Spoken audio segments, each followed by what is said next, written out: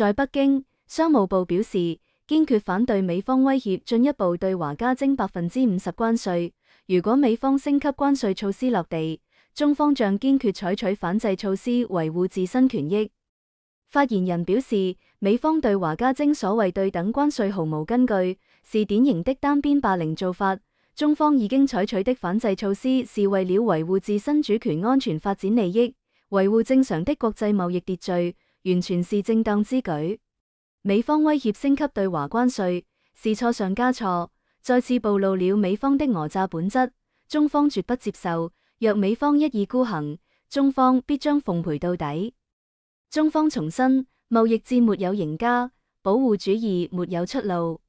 施壓和威脅不是同中方打交道的正確方式，敦促美方立即糾正錯誤做法，取消所有對華單邊關稅措施，停止對華經貿打壓，與中方在相互尊重的基礎上，通過平等對話妥善解決分歧。